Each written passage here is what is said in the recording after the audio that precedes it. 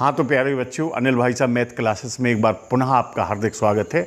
और आज हम आपको बीजी व्यंजकों का गुणनफल के बारे में बताएंगे। इसके पहले हमने आपको बीजी व्यंजक के बारे में एक पिछला वीडियो आपको दिया था, तो उसमें आप जो है अपने जो बाएं साइड आई बटन देख रहे हैं उसको दबा करके आप यदि उसमें हमने डाल दिया है तो उसमें आप देख सकते हैं। तो बीजी व्यंजक जो गुणनफल मतलब स्टार्टिंग बिल्कुल बीजगणित की हमने बताई थी, वैसे उसमें हमने छोटी छोटी जानकारी में बीजी व्यंजकों का गुणा, जोड़ घटाव, गुणा भाग बता दिया था। लेकिन अब हम आपको स्पेशली बीजी व्यंजकों का गुणा कैसे किया जाता है ये बताएंगे। तो आप जानते हैं कि अंक गणित में तो आप लोग गुणा करना जानते हैं, सीख गए हैं क्लास 5th तक। खास तौर से क्लास 6th 7th के बच्चे और क्लास 6th और 7th के बच्चे इससे ज़्यादा गौर से देखेंगे, या जिसने बीजगणित बिल्कुल स्टार्ट की है तो वो ज़रूर इसको वीडियो को देखेंगे और अंत तक देखेंगे। इस वीडियो में आप बीजी व्यंजकों का गुणनफल पूरी तरह से सीख जाएंगे। तो जैसे आपने अंक गणित में था, आप एक उदाहरण ले रहे हैं, जैसे एक एग्जाम्पल फॉर एग्जाम्पल कि एक आम का मूल 5 रुपये है, तो 6 आमों का मूल्य कितना होगा। ठीक है, स्वाभाविक है कि आप लोग क्या करते थे कि एक आम का मूल्य 5 रुपये है, तो ज़्यादा के लिए यानी 6 आमों का मूल्य ज्ञात करना है, तो ज़्यादा के लिए हम क्या कर देते थे, गुणा कर देते थे। तो हमने एक आम का मूल्य 5 रुपये है और 6 आमों का हमें ज्ञात करना है, तो हमने 5 छका 30 रुपये, इस प्रकार से हमारा ये मालूम हो गया। लेकिन यदि हम इसी को एक क्वेश्चन ये पूछ दें यदि आपसे कि एक आम का मूल्य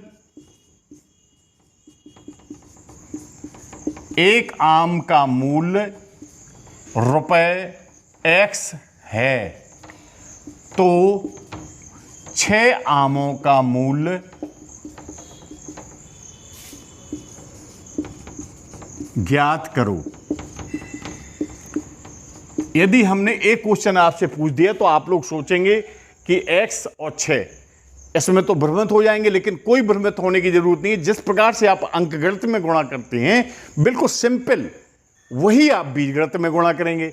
यानी जिस प्रकार से एक आम का मूल्य यहां था 5 रुपये, यहां क्या है x रुपये है, तो 6 आमों का मूल्य, कुल मूल्य बराबर क्या हो जाएगा, एक आम का मूल्य यहां पर कितना है x रुपये, और 6 आमों का ज्ञात करना है, तो निश्चित है ज़्यादा के लिए हम गुणा करेंगे, तब x और 6 का गुणा होगा।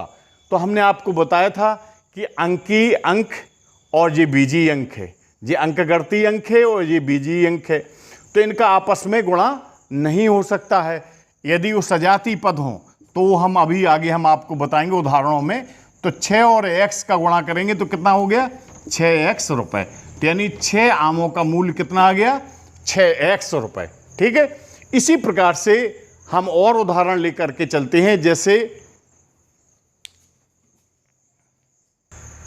जैसे दूसरा उदाहरण है कि एक आयत की लंबाई 7x मीटर तथा चौड़ाई 5x मीटर है, तो इसका आयत का क्षेत्रफल ज्ञात करना है। आप आयत का क्षेत्रफल जानते हैं, क्या होता है आयत के क्षेत्रफल का सूत्र, आयत के क्षेत्रफल का सूत्र होता है लंबाई गुणे चौड़ाई, राइट। तो लंबाई कितनी है हमारी, लंबाई जो दी गई है वो 7x मीटर दी गई है, और चौड़ाई कितनी दी गई है, चौड़ाई दी गई है 5x मीटर। क्या ज्ञात करना हमें, क्षेत्रफल बराबर क्या होता है, लंबाई गुणे चौड़ाई। तो लंबाई आपकी 7x और चौड़ाई 5x है। अब इसमें आप ये जानिए कि 7x और 5x, तो इसमें यहाँ पर ध्यान देने की योग्य बात है कि आपका जो अंकगणितीय अंक है, जिसे हम अचर पद कहते हैं, ठीक है, 7 पना 35 क्या हो जाएगा, अंकगणितीय अंक का अंकगणितीय अंक में गुणा होगा, 7 पना 35 हो गया। अब चूंकि x और x सजातीय पद है, तो आप लोग जानते हैं कि x गुणे x कितना हो जाता है x स्क्वायर, तो 7 पना 35 x स्क्वायर, और चूंकि क्षेत्रफल की इकाई क्या हो जाएगी मीटर में, तो वर्ग मीटर, ये आपका आंसर हो जाएगा। तो हम इस प्रकार से छोटे छोटे गुणा अपनी आसानी से सीख सकते हैं। अब हम आपको बीजीय व्यंजकों की तीनों विधियों के बारे में बताएंगे कि तीन विधियों द्वारा हम बीजीय गुणनफल या बड़ी संख्याओं के गुणनफल कैसे हल करेंगे। वैसे जो है बीजीय व्यंजक के गुणनफल की तीन विधियां हैं। पहली विधि है पंक्ति विधि, दूसरी विधि है स्तंभ विधि और तीसरी विधि है ज्यामिति विधि। लेकिन सबसे ज़्यादा यूज हम वैसे अंकगणितीय जो अंक गुणनफल होता है तो उसमें हम स्तंभ विधि का करते रहे। अगर छोटी संक्रियाएं हैं तो पंक्ति विधि का यूज करते हैं। लेकिन आज हम तीनों विधियां बताएंगे, आपको पूर्ण रूप से स्पष्ट हो जाएगा। जैसे एक उदाहरण ले रहे हैं कि एक बाग की लंबाई x + 2 मीटर तथा चौड़ाई y + 5 मीटर है, तो बाग का क्षेत्रफल ज्ञात करो। ठीक है, तो इस प्रकार से हम ये एक एग्जाम्पल ले रहे हैं और इस एग्जाम्पल से आप तीनों विधियों से हल करके बताएंगे, आपको बिल्कुल स्पष्ट हो जाएगा। पहली विधि हम ले रहे हैं पंक्ति विधि। पहली विधि इसको हम हल कर रहे हैं पंक्ति विधि से। निश्चित है कि एक बाग की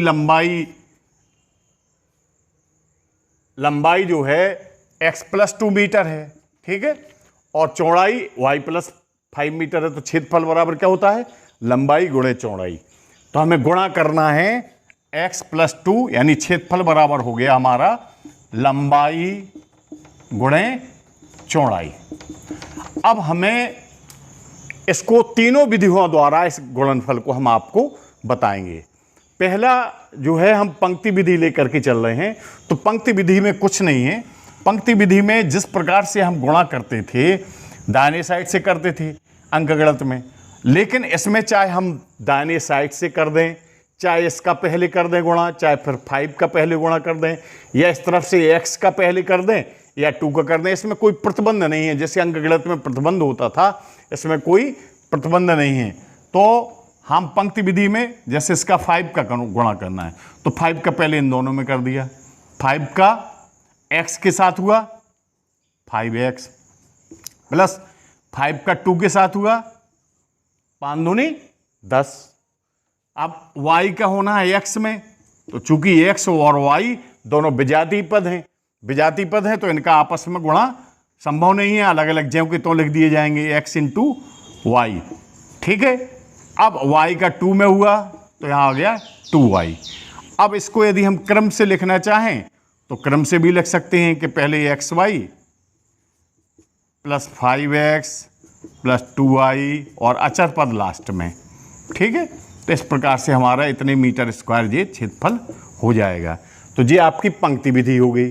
ठीक है, लेकिन यदि आपको इसी को हमें दूसरी विधि जो है स्तंभ विधि से यदि सॉल्व करना है तो कैसे सॉल्व करेंगे ये बता रहे हैं। दूसरी विधि आपको है स्तंभ विधि। स्तंभ विधि में हम कैसे गुणा करेंगे, तो जिस प्रकार से हम अंकगणित में गुणा करते रहे वैसे इसी प्रकार से इसमें करना है। 5 का इसमें गुणा किया तो 5x + 5 दूनी 10। अब दूसरी पंक्ति में हम y और x का गुणा करेंगे। चूंकि इसमें एक भी पद नहीं मिल रहे तो इनको हमने y को x हुआ xy हो गया, और y का 2 में हुआ 2y हो गया। यानी एक भी पद यदि मिलते होते तो हम उसको नीचे लिख देते। तो यहाँ पर हो गया 5x, फिर लिख दो 2y और ये xy और प्लस 10। इस प्रकार से हम जिस प्रकार से अंकगणित में जोड़ते थे इसी प्रकार से तो ये स्तंभ विधि हो गई। अब तीसरी विधि जो आती है, तीसरी विधि है ज्यामिति विधि। तो ज्यामिति विधि और ज़्यादा आसान है। जैसे आयत की लंबाई कितनी है, x + 2, माना कि यहाँ तक x है और ये 2 इकाई है, और चौड़ाई आपकी है y, तो यहाँ तक y हो गया, प्लस 5 तो यहाँ 5 हो गया।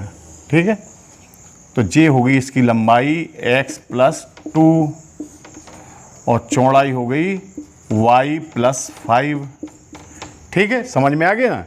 यानी यहाँ तक x है और प्लस 2 हो गई, यहाँ तक y है, यहाँ 5 हो गया प्लस 5, तो y प्लस 5।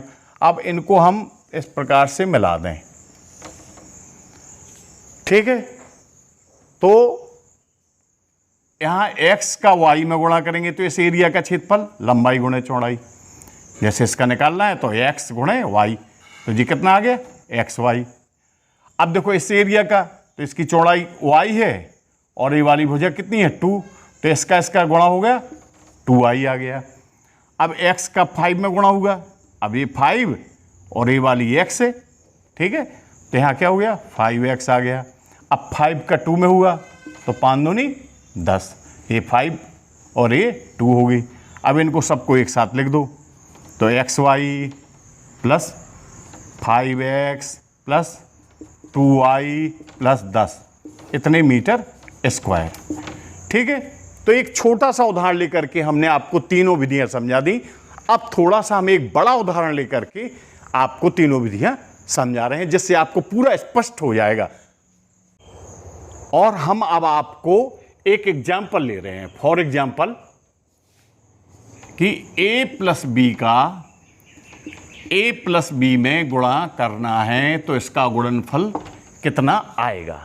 ठीक है, तो हम इसकी पहली जो विधि है पंक्ति विधि, पंक्ति विधि आपको समझा रहे हैं। यानी a प्लस बी का हमें a प्लस बी में मल्टीप्लाई करना है। तो पहले हमने पंक्ति विधि में चाहे हम b को ले लें, दोनों पदों में गुणा कर देंगे, चाहे यहाँ से a को ले लें तो इन दोनों पदों में गुणा कर दें, और चाहे इस तरफ से हमने कहा था कि इसमें दोनों तरफ से कहीं से भी लिया जा सकता है।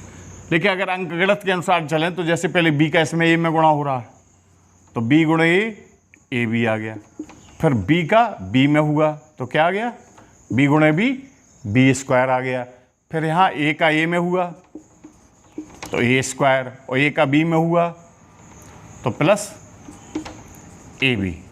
अब इनको थोड़ा सा देख लो, क्रम से लिख लो, a square plus b square, यानी हम घातों को अवरोही क्रम में लिखेंगे। पहले बड़ी घात वाले पद, इसके बाद छोटी, और यहाँ एक ए बी ए है और एक ए बी ए है, तो एक ए बी और दूसरा ए बी, कितने ए बी हो गए 2ab। तो इसका a plus B multiply a plus B क्या आ गया a square plus B square plus 2ab। अब हम इसको जो है दूसरी विधि स्तंभ विधि से लेकर के हल करते हैं। यानी कौन सी विधि, स्तंभ विधि। तो स्तंभ विधि वही विधि है जो हम सबसे ज़्यादा अपने, अगर 2 या 3 अंकों का यदि गुणनफल है तो हम अंकगणित में जिस प्रकार से यूज करते हैं उसी प्रकार से हम इसमें भी यूज करेंगे। ठीक है, तो अब इसमें हम पहले b का गुणा किया, जैसे अगर 2 अंक की संख्या है तो पहले अंक का गुणा करते थे हम, b का a में किया तो ab, फिर b का b में हुआ b स्क्वायर हो गया। अब हम दूसरी लाइन से लिखेंगे, दूसरी पंक्ति से लिखेंगे कि लिखेंगे, एक पंक्ति का गुणनफल हमने लिख दिया इसमें। अब नीचे चलेंगे तो ये स्तंभ विधि हो जाएगी। कौन सी विधि हो जाएगी, स्तंभ बन जाएगा। अब a का a में गुणा कर रहे हैं तो क्या आ गया, पहले मन में गुणा करेंगे a गुणे a स्क्वायर। अब यहाँ कोई a स्क्वायर वाला पद नहीं है तो हमने यहाँ पर a स्क्वायर अलग लिख दिया। अब a का b में गुणा करेंगे तो क्या आएगा ab।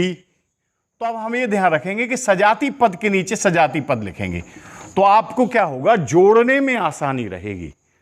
तो यहाँ हमने a का b में गुणा हुआ तो यहाँ a b लिख दिया। ठीक है, अब हम क्या करते थे, लाइन खींच देते थे और लाइन खींचने के बाद फिर इनको जोड़ा करते थे। तो यहाँ a स्क्वायर प्लस एक ए बी और एक ए बी कितने हो गए 2ab प्लस b स्क्वायर।